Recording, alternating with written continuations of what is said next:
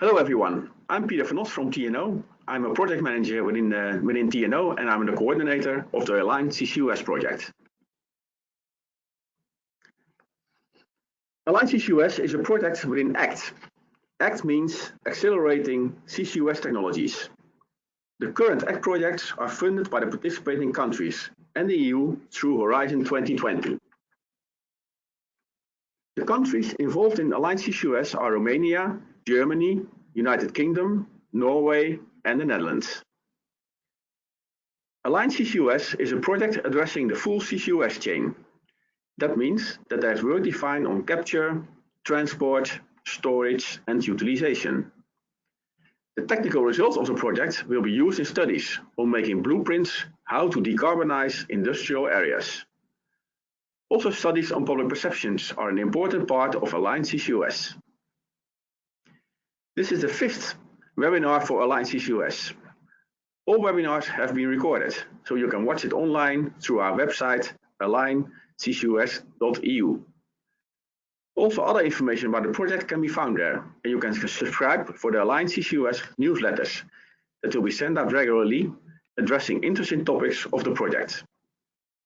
This webinar is focused on the CO2 storage work in ALIGN-CCUS. Next slide, please. Today we have the following agenda. First, Maxine August will talk about how ready is a site for operational CO2 storage. Then Philip Nele will present on infrastructure reuse and network development in the Netherlands. The last presentation is from Alf Arne Grimstad about the development of a Horda Platform storage hub in Norway. I would now like to introduce Maxine August as the first presenter. Maxine is working as a principal geologist and project manager at the British Geological Survey. She has been involved in many projects on CO2 storage.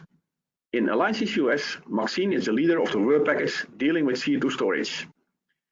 Okay, Maxine, go ahead with your presentation. Okay, thank you, Peter. This afternoon, I would like to answer the question, how ready is a site for operational CO2 storage? And I would like to present our ALIGN work and our research on storage readiness levels, which we have undertaken with colleagues from the British Geological Survey, from TNO in the Netherlands, and from SINTEF in Norway. Next slide, please.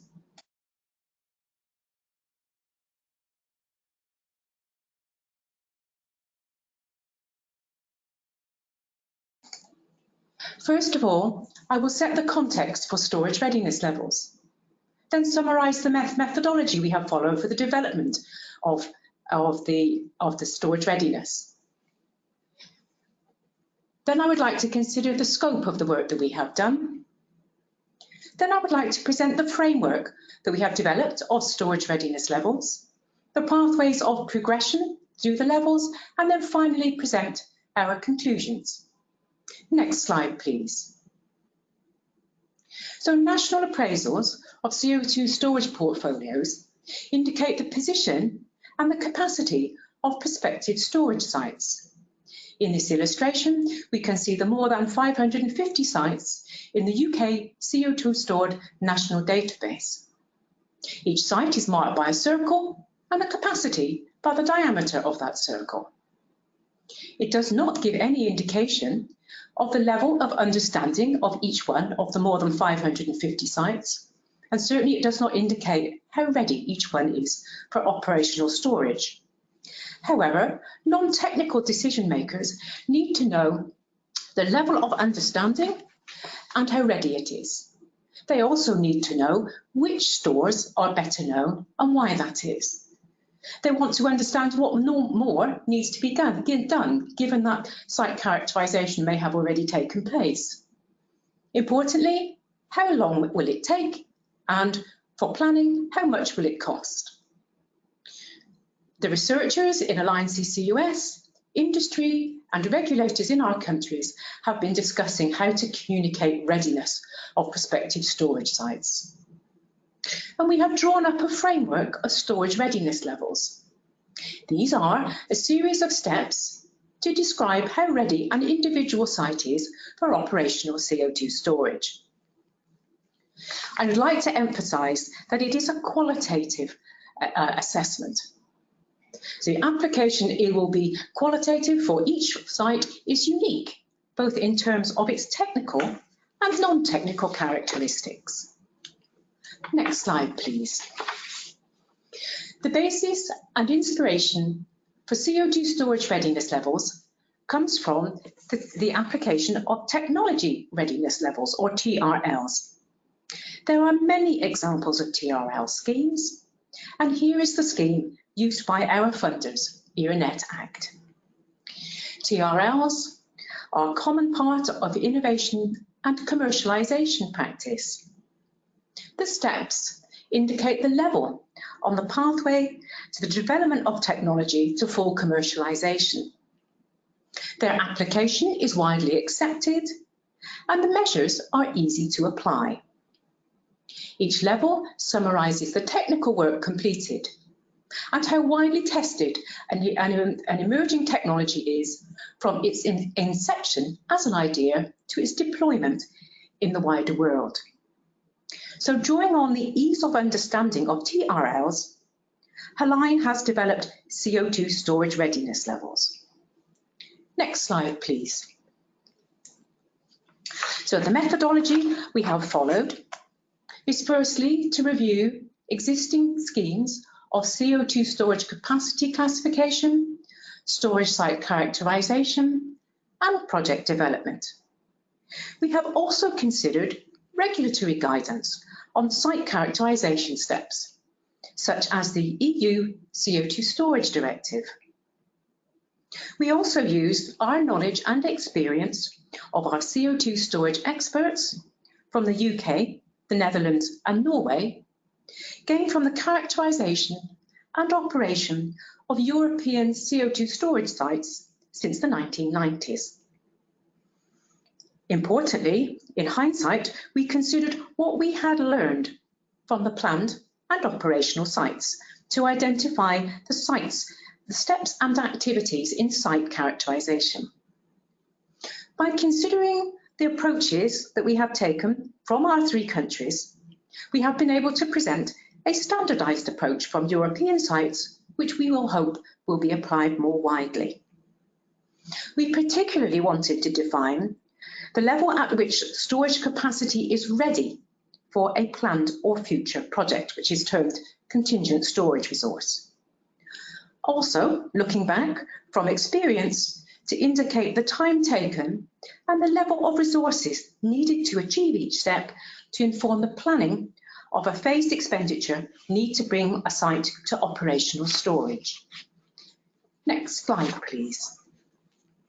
So the scope for our work. So we knew what storage readiness levels should and should not do. Firstly, they are a qualitative assessment of the readiness of a site for operational CO2 storage, a simple tool to communicate the level of site assessment that will work alongside existing schemes and classifications. Secondly, they are not another classification scheme for storage capacity, nor part of the permitting process, not an additional measure that storage site developments will need to meet. Next slide, please. Here is a summary of our framework, which comprises 9 CO2 storage readiness levels. Our levels set out the natural steps through the assessment of a storage site. Firstly, at the top, the initial identification of storage potential of a geological formation at readiness level 1. Passing down through the framework to a site that is ready for a planned or future project, that is a contingent storage resource, which we prefer to the widely quoted but otherwise undefined term bankable storage. And down to the bottom to an operational storage site, or that is termed on operation, at readiness level 9. It is essential that our framework is consistent with industry project classifications, and where appropriate, the same terminology is used, and the appreciation of industry input into this is acknowledged here. Our levels are underpinned by a lot of discussion for researchers, industry and regulators in our 3 countries to consider the activities, the investigations, stages in permitting and also planning. Overall, the blue arrow illustrates phased investment and investigation and an incremental increase in the assurance of CO2 containment, CO2 injection rate and CO2 storage capacity associated with progression through the framework. We have designed our framework so that it can be applied to a single storage site, a concept for storage, or a component of a national storage portfolio. Next slide, please. So, pathways of progression. Progression through the framework demonstrates an increased understanding of a storage site or sites. Having compiled our framework, we then applied it to our own countries, and by applying to planned and operational projects, we have found that a stepwise progression may not be followed. We have seen that perhaps owners of hydrocarbon field sites may have already achieved some of the steps, and they may have already gathered the information ready for the next step of appraisal. Or the storage site may advance several or many steps during a single investigation. Importantly, not all storage site assessments follow that same path of investigation, and we have found a number of pathways may be taken in developing and evaluating a site for a planned or future CO2 storage project. Next slide, please. So in conclusion, CO2 storage readiness levels have been developed in ALIGN to communicate readiness of a site for storage. The levels are based on knowledge, expertise and learning from the characterisation and operation of offshore CO2 storage sites since the 1990s. The framework of storage readiness levels is a communications tool. It is to guide a non-technical audience on the entirety of the technical work undertaken at the time of appraisal. It is a qualitative assessment, since application requires a degree of judgment, as all sites are not unique in terms of their technical or non-technical characteristics. We have found that the pathway of investigation is not necessarily a stepwise one, and that more than one or many steps can be achieved by a single site investigation study. By applying the framework to our own 3 national storage portfolios, it has enabled us to make a comparison of the readiness of sites within our own national portfolios. It has been able to inform those next sites that might be anticipated for appraisal, and it has allowed us to present a standardised approach based on our own countries, which we hope will be much more widely applied. Next slide, please. Thank you very much for listening to our presentation on storage readiness levels. I would now like to ask you a question for you to respond to with your online polling. So my question is, at first glance, using the storage readiness levels, how do you think ready are the CO2 storage sites in either your country or region? So at first glance, are the sites at a low level of readiness, with site investigation still needed?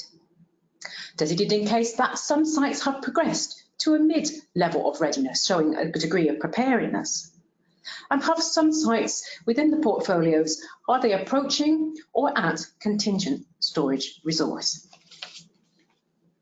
If you could click on your answer and submit in the next few seconds, we will be able to have a look at the results of our polls. We can see here that, thank you very much for doing this. We can see here that there has been a lot of sites, a lot of countries or regions have indicated that there is still quite a lot of investigation, site investigation will be needed for operational CO2 storage. I'm very pleased to see There is an equal split, roughly, between those countries on regions which have sites which they have invested to a mid-level of readiness, and indeed that some sites are approaching to at or contingent storage resource ready for a planned or future project. Thank you very much for listening, and thank you very much for your answers. I would like now to introduce our next speaker.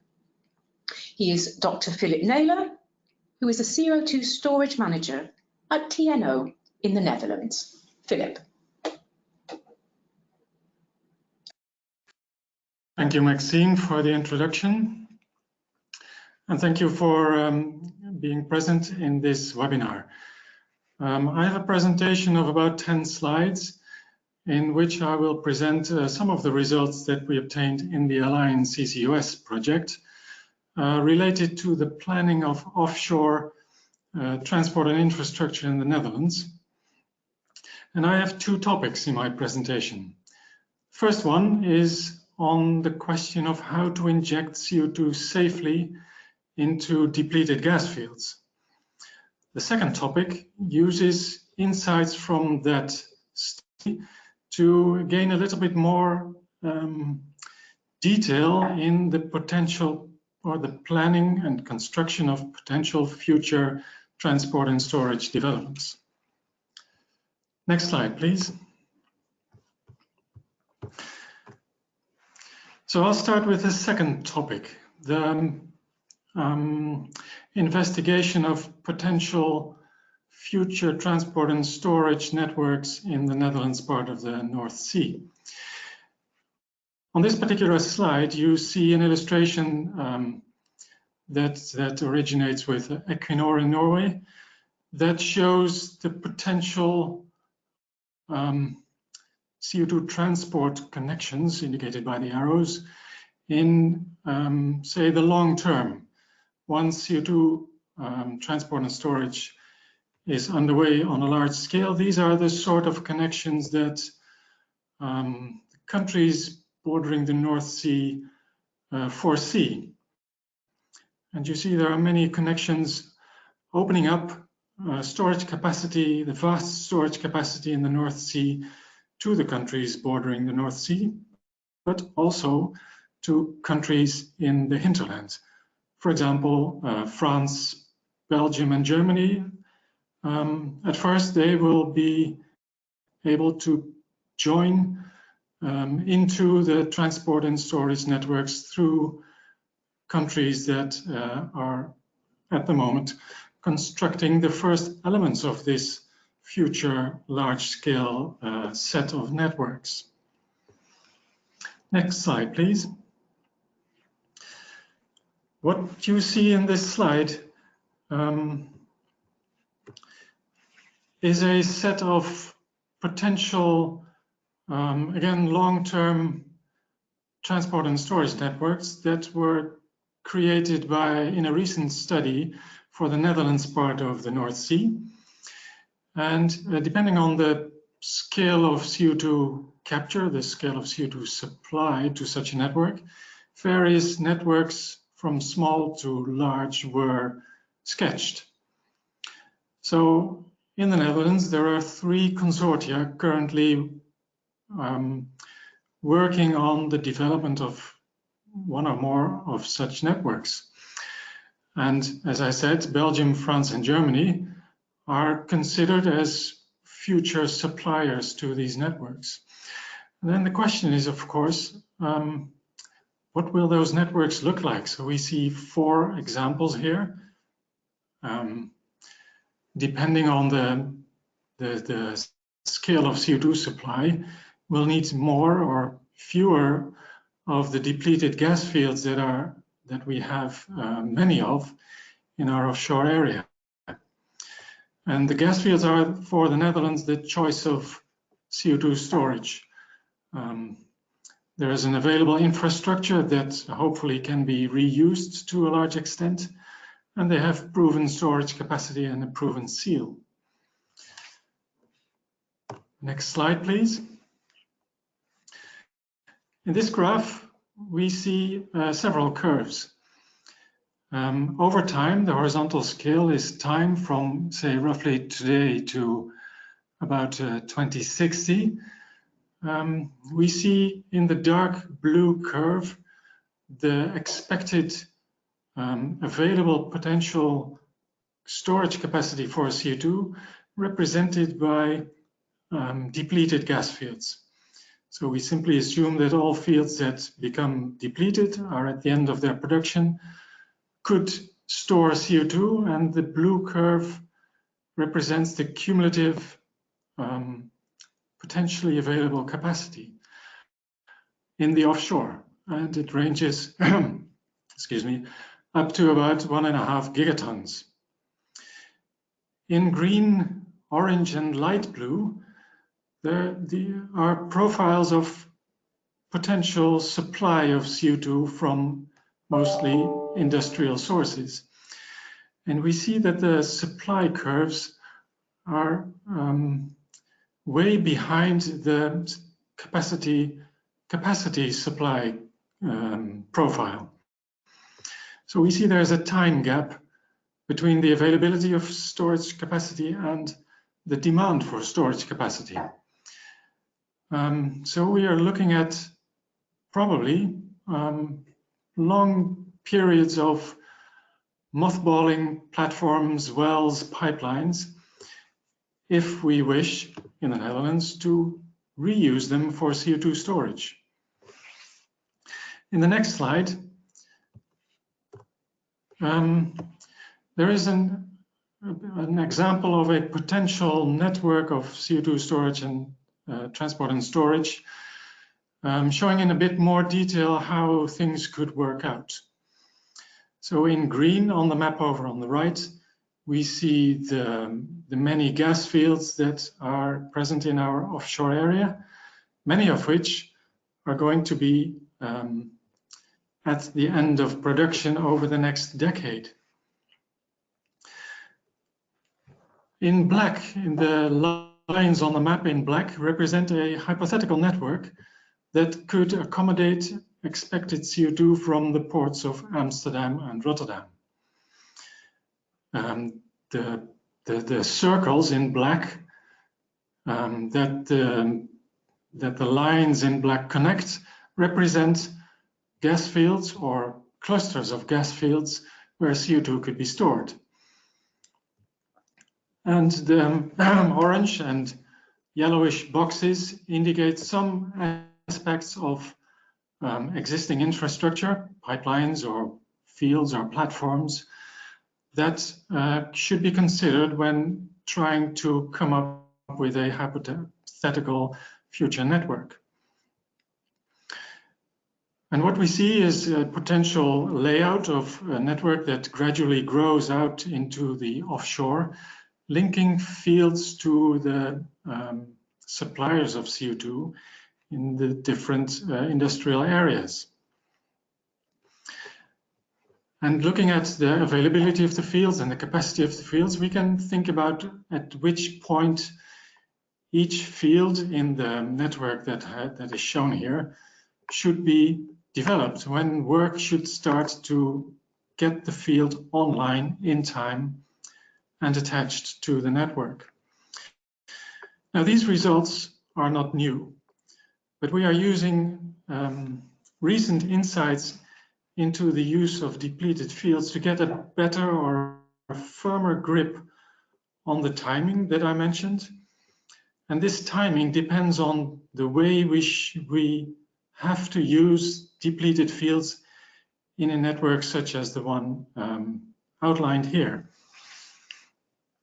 Let's take a look at the next slide, which illustrates some of the results that we obtained when looking in detail into the injection of CO2 in a depleted gas field. The graph on the right shows temperature profiles along a hypothetical well, with a well with a length of a little over 4 kilometers, reaching to about 3.5 kilometers below the seabed. And the profiles represent temperatures down the well for various flow rates of CO2 through the well. The setup that we are illustrating here is for a surface pipeline that transports CO2 to an offshore platform at a rate of a little over 5 megatons per year, so 170 kilograms per second. And it does so at a pressure of 100 bars, and the CO2 in the pipeline is at a temperature of 10 degrees, which is roughly the temperature of the seawater. So these are the conditions that the CO2 arrives at the wellhead. Now, near the bottom of the well, we have a depleted field, which is at a depletion pressure of only 20 bar, and it has a temperature of 120 degrees. Now, we have found that injection of CO2 in a depleted field really comes down to managing the pressure difference between the high pressure in the transport pipeline and the low pressure in the depleted field. So let's have a look at the graph. We see several profiles which represent CO2 flowing through the well for different settings of a choke at the wellhead. And this choke restricts the flow into the well. And when it's fully open, it allows this 170 kilograms per second to flow down the well into the reservoir. And this produces the light blue profile at the top of the curve, at the top of the graph. As the choke is increasingly closed, we get a lower rate down the well, and the different profiles represent different choke settings. So we have various rates from 170 at the top to only 10 kilograms per second, which is the darker blue profile at the bottom in the graph.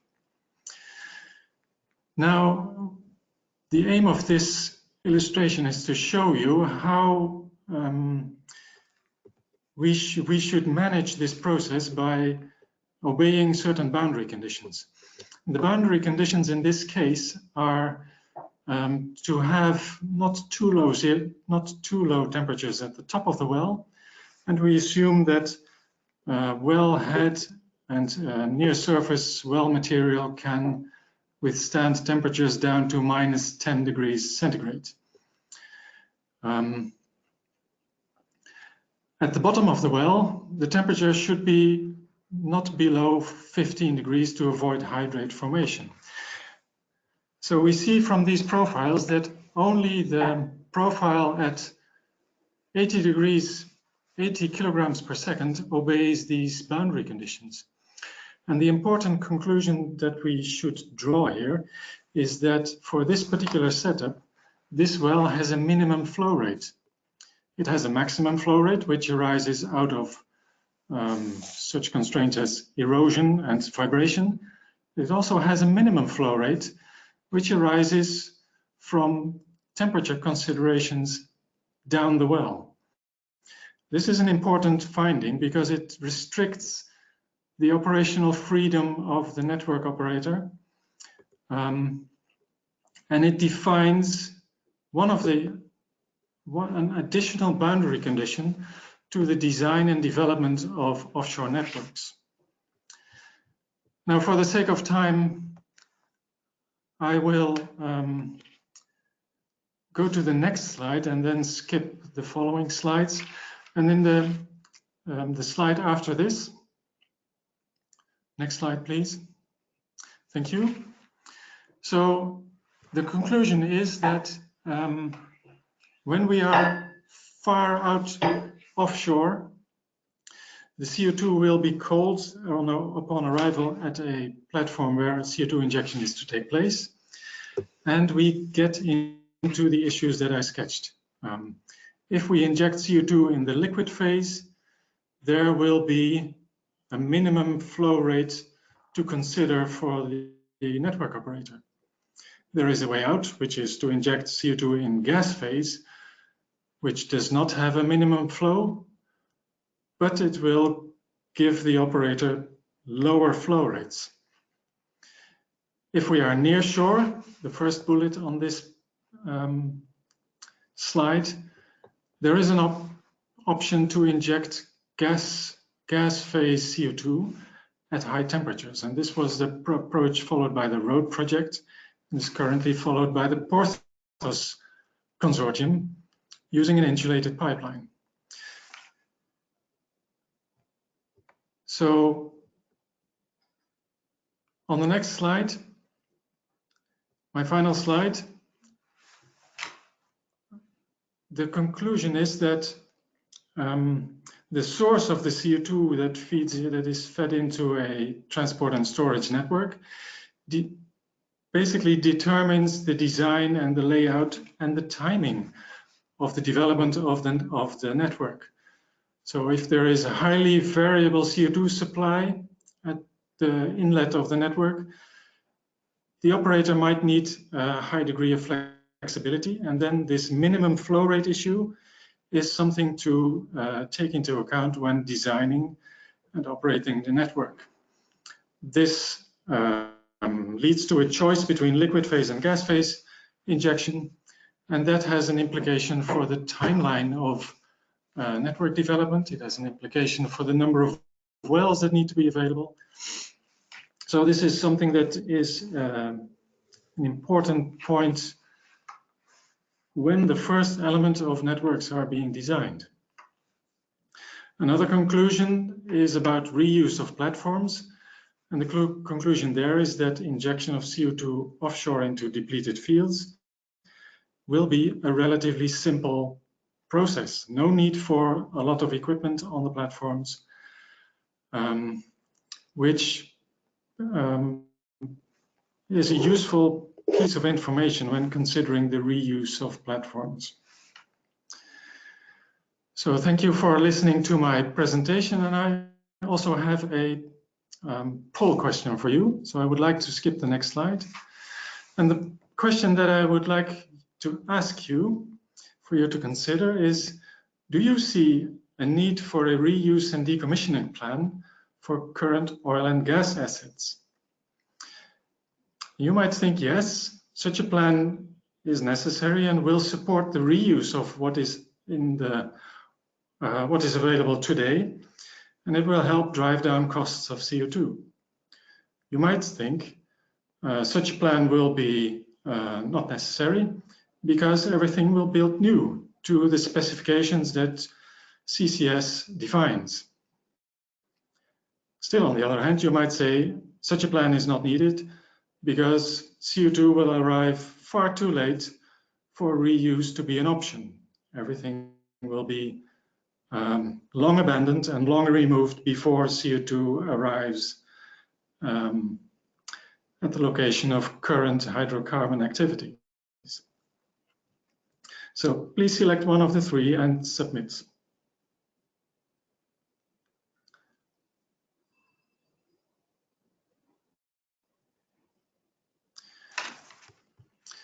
Thank you very much. And I see that the large majority of listeners have the standpoint that a reuse and decommissioning plan for current assets is a good idea. But I see also some people think that perhaps CCS will arrive too late, or perhaps that new build will be more advantageous, possibly from the point of view of building exactly what you need, or building something that you need in exactly the right place. Thank you very much for your attention, and apologies for running a bit late. It's a pleasure for me to introduce the next speaker, Alf Arne Grimstad of SINTEF, who will be presenting results for Norway offshore CO2 storage. Thank you, Philip. Today I will talk about the study that my colleagues and I have done on the potential development of a CO2 storage hub on the Horda Platform on the Norwegian continental shelf. My co-workers on this work has been Anne Lothe, Per Bergmo, and Benjamin Emmel, all working here at Sintef Industry in Trondheim. In this talk, I will give an overview of the study area and the reasons for choosing this particular area. Well, next slide, please. So the audience can see also this. Yeah.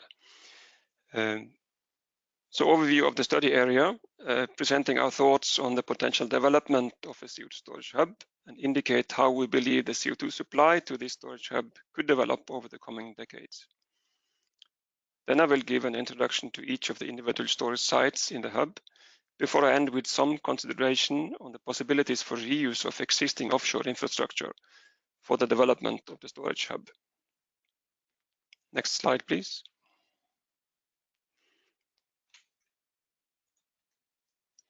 The area we are considering in our study is the Horda Platform on the Norwegian continental shelf west of Bergen.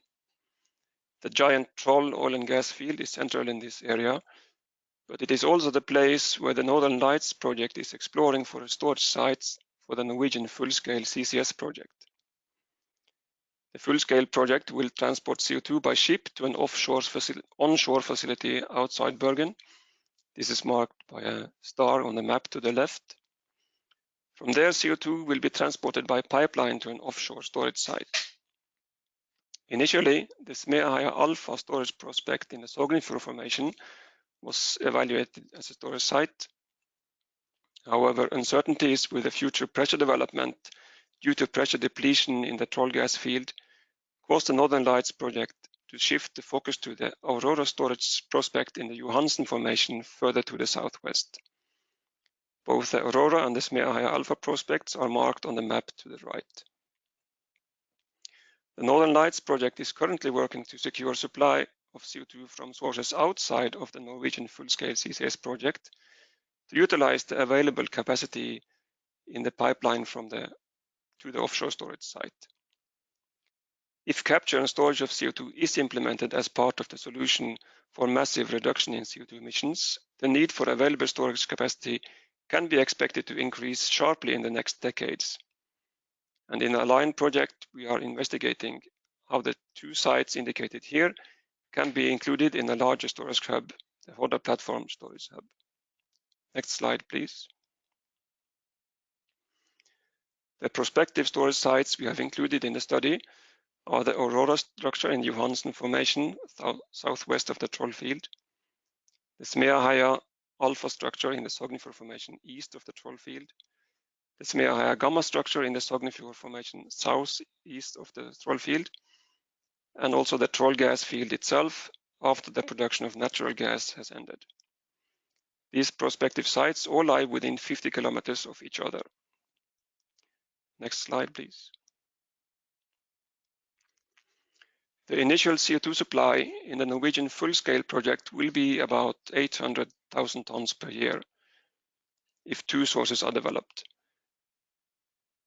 The emission reduction targets across Europe are ambitious and will most likely require development of CCS with an increasing annual amount of CO2 that will need storage. The supply scenario we used in this study is composed from information on Scandinavian CO2 sources mixed with anticipated need for CCS based on emission reduction targets in Northern Europe.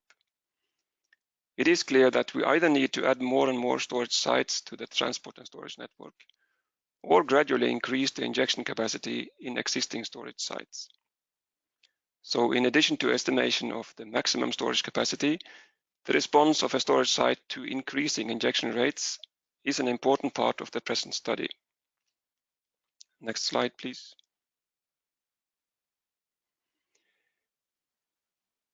The increasing annual injection rate has been studied for the Aurora structure in the Johansen Formation. We set up a scenario where the site initially is developed with a single injection well serving the Norwegian full-scale CCS project. More CO2 sources are connected to the transport and storage system a few years after the start. And we here assume that the maximum injection rate per well is about 3 million tons of CO2 per year. So as the CO2 supply increases, new wells are drilled and connected to the system when the total injection rate exceeds the capacity of currently operating wells. The total injection rate in our scenario levels off at 18 million tons per year around year 2038. The wells are grouped in pairs where each pair can be drilled from a single well template. So in the scenario shown here with 6 injection wells, about 300 million tons of CO2 is injected. Next slide, please. The Smeaheia alpha structure, and here at the moment the main uncertainty for CO2 storage at the Smeaheia alpha structure is the degree of pressure communication with the troll gas field. The production at the gas field is believed to cause a pressure depletion in the Smeaheia Formation throughout this region. The degree of depletion at the Smeaheia alpha structure depends on the transmissibility of the large Vette fault separating the troll field and the Smeaheia alpha structure, and on the pressure communication along fault ramps in the Vette fault system. The pressure will determine the density of CO2 and thereby the volume occupied by a given injected CO2 amount. And through work in the parallel pre-ACT project and in the ALIGN project, we have simulated the potential pressure development in the Smeaheia alpha for various assumptions on the fault transmissibility and fault ramp properties. The illustration on the bottom left shows the pressure development with open and closed faults. And on the right, we see the extent of the CO2 plume at end of injection and after 500 and 1,000 years if 50 million tons have been injected at 1 million ton per year. Next slide, please. The Smeaheia Gamma is the largest structure that also lies east of the Vette fault zone, but further to the south. Also for this potential site, one of the main uncertainties is the pressure communication with the troll field. However, as the simulation shows, injected CO2 may migrate east to the Øygarden fault zone, and it is therefore important to learn more about the properties of this fault zone in order to better be able to estimate the storage capacity of the Smeaheia Gamma structure. It should be noted that the Gamma structure at the moment is part of a petroleum exploration license. An exploration well has just been drilled, and this will provide valuable new information both on the properties of the Smeaheia Formation east of the Vette fault and on the degree of pressure communication with the troll field. Next slide, please. The troll field has been in production since 1996. It is a giant gas field, but actually also have been one of the large oil fields on the Norwegian continental shelf. Gas production will continue for several decades, possibly until after year 2050. It is therefore not as well lined up for CO2 storage as many of the depleted gas fields offshore the Netherlands. However, when depleted, it should represent a potential storage site for CO2 with significant capacity, possibly in the gigaton range. We therefore include it in our long-term plan for a CO2 storage hub. Next slide, please. So when we try to match the storage capacities at the investigated prospective storage sites with the CO2 supply curve, we arrive at a scenario in this slide, where storage is initiated at the Aurora site as part of the Norwegian full-scale CCS project sometime before year 2025. New sources are phased into the transport system towards year 2030, necessitating new wells at Aurora and initiation of storage at Smeaheia Alpha closely after year 2030. The Smeaheia Gamma should be developed during the last half of the 2020s to be ready to receive CO2 sometime before year 2035.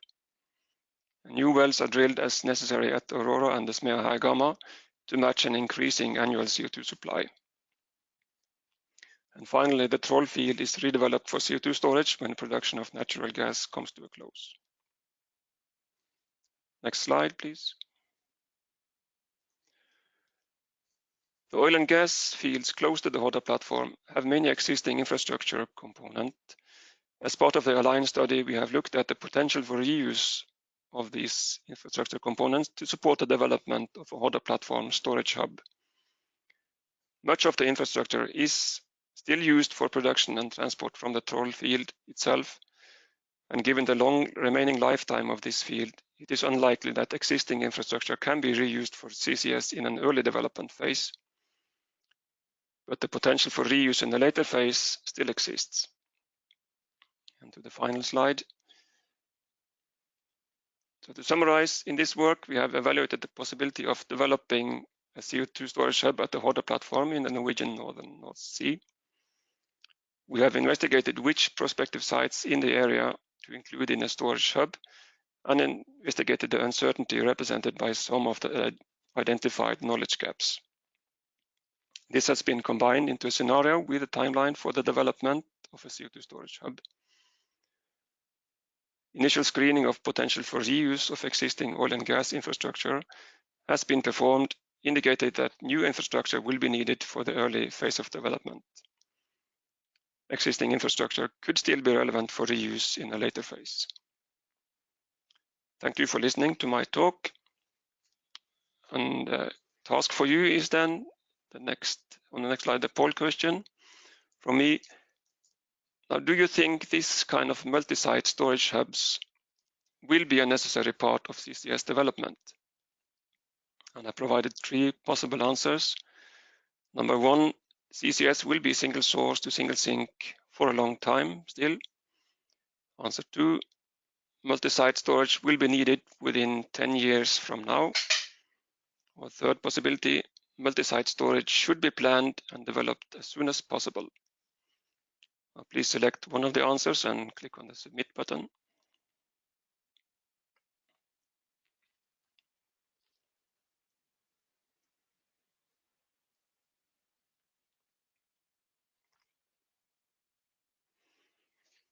It's interesting to see that all from the audience believe that this will be needed with multi-site storage, combining storage site and possibly transport networks. And most of the attendees also believe that this will be needed, not immediately, but soon. It is within 10 years from now, which is an interesting signal both for the researchers and for the permitting authorities. Thank you for your input.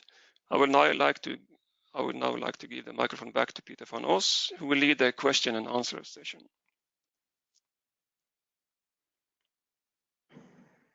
Yes, thank you very much, Alf Arne, and also thanks to the other presenters of today.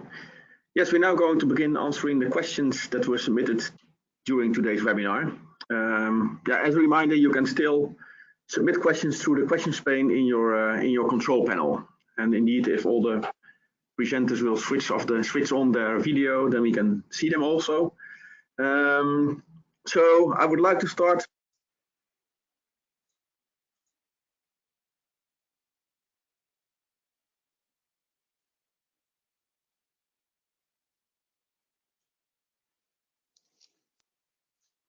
I think I will switch off for a second.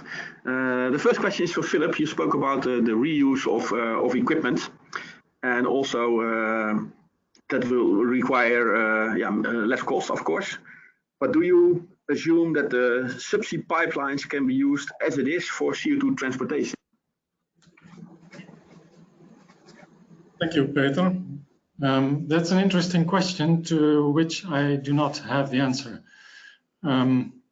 We have done an investigation into potential network development using a large handful of platforms along with connecting pipelines.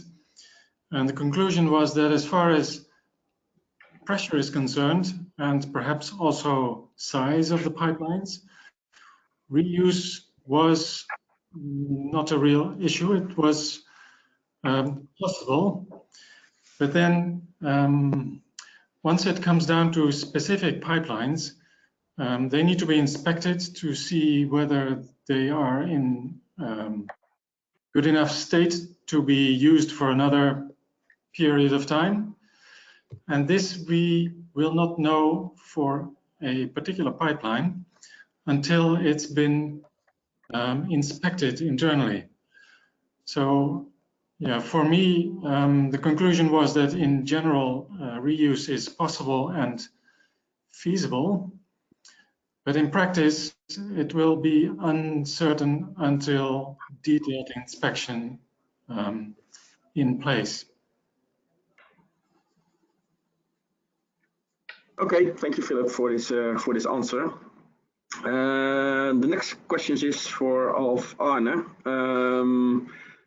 For the CO2 injection in this field, will the same offshore installations will be used as has been used for the oil and gas production, for instance, for the troll field? It would be. Thank you for the question. It It's would be question, interesting to see whether the troll platform could be used as a hub or a distribution hub centrally in such a storage hub development. It is hard to see that the troll platform will be available for an early phase of the development of a storage hub, since it's still being used for gas production for a few decades. But in a later phase, if you can reuse the troll field, then of course it will be very interesting to see if you can reuse some of the platform facilities. Yeah, okay, thank you. I have a next question for Maxine. You've put a lot of work in this in the storage readiness levels and the development of this framework. Why didn't you use the industrial storage resource management system? Because maybe that's a bit comparable, or does your framework add more information? Can you say something about that?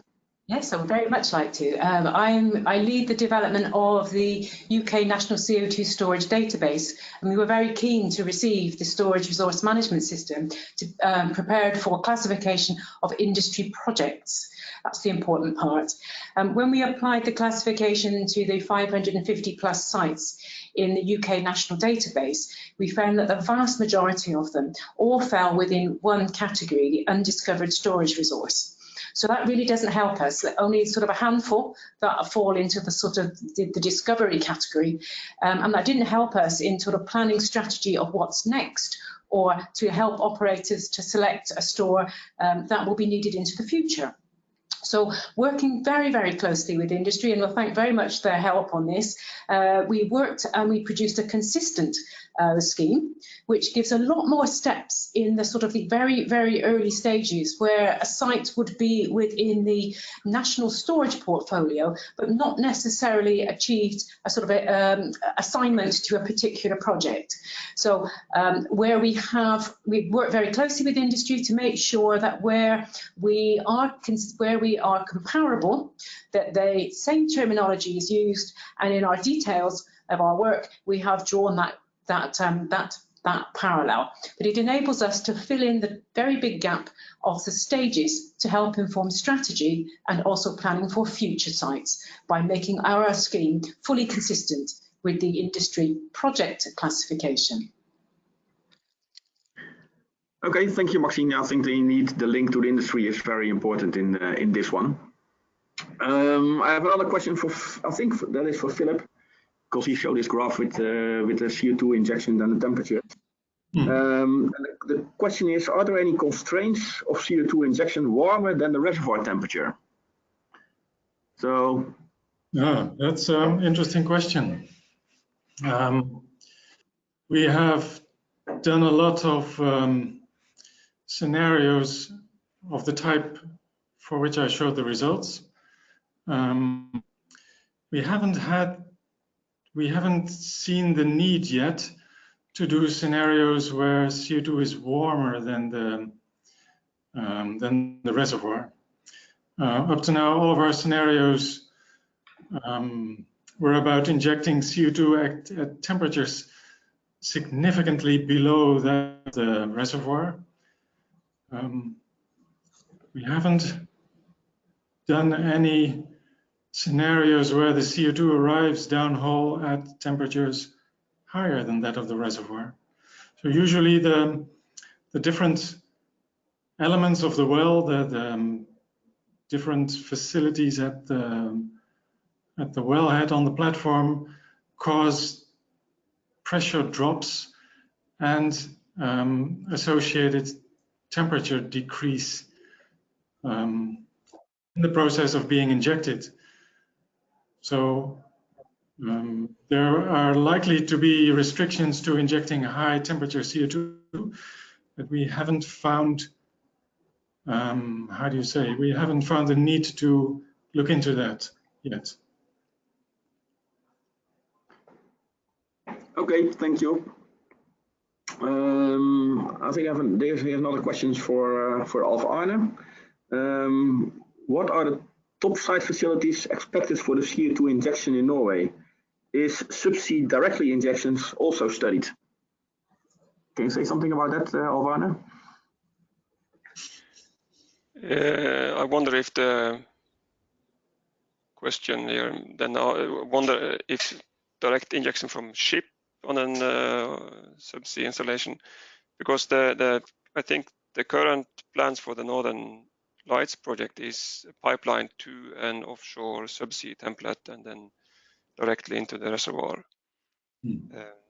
Concepts with offshore offloading from ships have been studied in earlier phases of the project, but not pursued further because of the pipeline transport and injection is believed to be more mature technologically.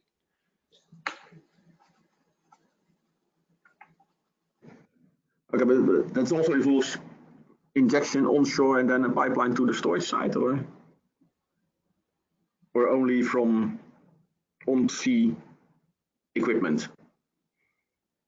The current concept is ship transport to an onshore intermediate storage facility and then tanks this, and then with the pipeline from this facility directly on offshore to a subsea template. Okay. Okay, thanks. Okay, thank you. There's another question from Maxine. If storage sites turn out to have less capacity than expected in the framework of storage sites that is going to be used over the next couple of decades, will then they be removed from the framework? So actually, the question is actually, is the framework dynamic? Well, so Peter, that's a question that we've deliberated between us an awful lot. So there are examples where the example as shown by Alf-Arne is that an initial site was found to be in insufficient capacity or uncertain capacity, but an awful lot of work has been done. So we'll have reached a very high level of storage readiness, but it wasn't selected by the project. So it will still stay within the framework at that same storage readiness level, but it will be put on hold, so to speak, a term we have taken from the storage resource management system in parallel. And so a storage site that is on hold will remain as ready for another project which perhaps does not require that same storage capacity. That level of uncertainty is not a hindrance for them.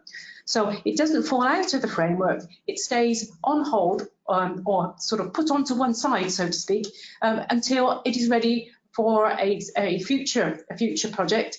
It's really important to us that you do not lose the information, understanding and the data that was used to gain really quite an advanced level of storage readiness. So that information will be sort of on hold and available for a future project. Okay, thank you, Maxine. I think we're running towards 3 o'clock. So maybe Philip, one question and maybe quite a short answer, maybe hopefully.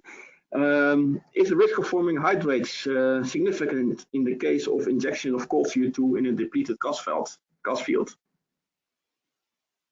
That's also an interesting question that I perhaps skimmed over in my presentation. For hydrates, you need obviously water and CO2 for CO2 hydrates.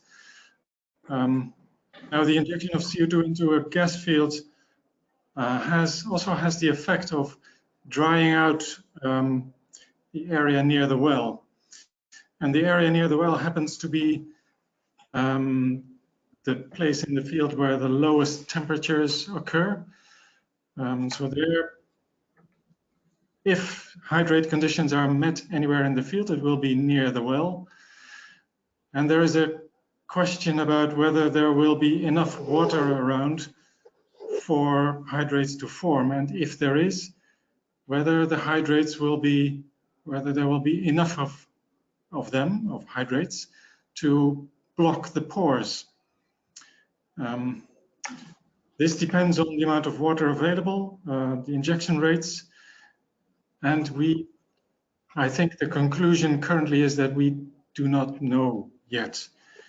We're not certain whether hydrates are an issue or whether that limitation could be lifted to some degree. That would be my answer, Peter. Okay, thank you, Philip. Yeah, we are now well over 3 o'clock, at least in the Netherlands. So I think we should stop now the questions and answer block. There are a few questions left, and we will pass them on to the presenters, and they will be answered offline to the people who asked the questions. So I would like to thank everyone for attending today's webinar. Once you leave today's sessions, you will receive a survey about this webinar, and we would appreciate if you would complete that and provide your feedback that we can use in future webinars. You will also receive a follow-up email within 24 to 48 hours with a link to view a recording of today's webinar. And on behalf of all the presenters and the organizations, I would like to thank you for joining us today, and have a great